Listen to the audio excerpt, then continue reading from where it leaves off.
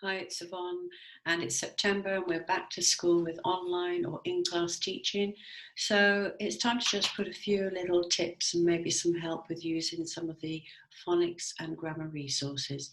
So we're going to start with a page from Grammar 4, and as you can see, it's about changing the example sentences into the present continuous, the past simple, or the future simple. So the first thing we've got to do is children's comprehension of what we're wanting them to do. Do they understand some of the verbs in this? There are one or two that are a little tricky, like camp and roles, so you may need to talk about that. And also children's comprehension of the past and the present and the future. And you see that I'm using the multisensory approach that we use. So if you have children with emerging learning styles and also maybe on the same spectrum, using this approach can also help. And also maybe identifying the verbs and put them in a colour that stands out in the sentence. And as I said, how much would you model and pre-teach from this? So that's the first thing we do when we look at this page. And we also have the graphic up here that can help with children's comprehension. So let's have a look at what is required as well. So as I mentioned, we're going to use the graphic because they know about verb tenses. So we can bring them back to that. And also here, use an example to identify the parts of the sentence. So this is going right back to even the snake. Do you remember way back in Jolly Phonics where we identified the parts of the sentence? We can do that in this way as well. And apart from that, we can take a sentence and also model how one sentence can be in the past and the present and the future, and also in the continuous tenses of these. And again, this is modeling the variation because we want children to not only look at it for what the activity is asking, but what we can manipulate, how it can be used in other ways.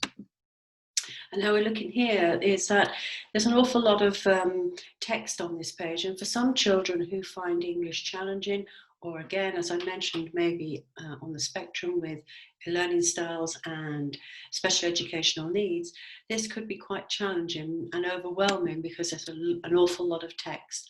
Very easy. Put some white paper over half the page so it's not too intimidating. And instead of doing 8 sentences, maybe only do 4. Another one is using the dots where we say we want you to start here and finish there.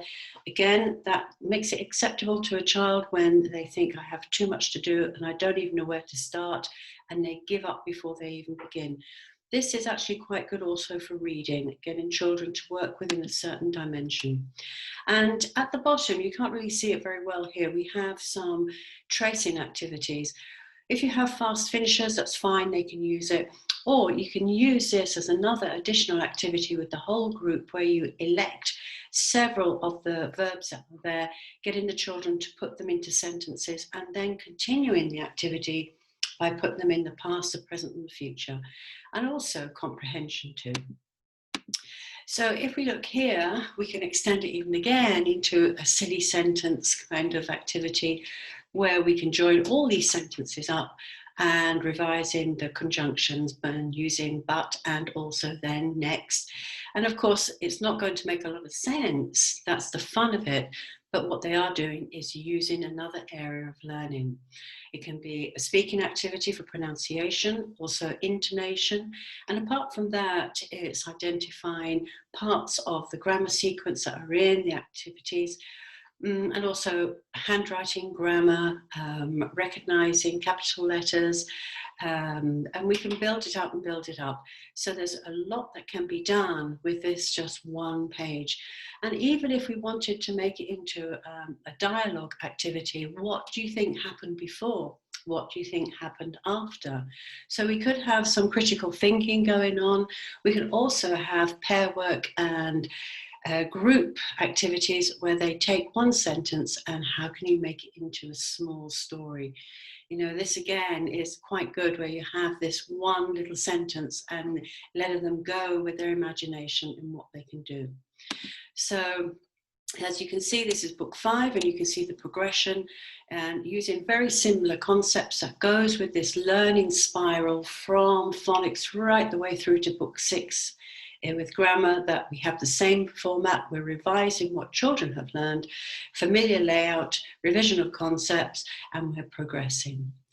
So I hope that this has been a bit of a help for you using this approach that we have one activity and we can make it into several other activities for revision as well. And thank you very much. Bye for now.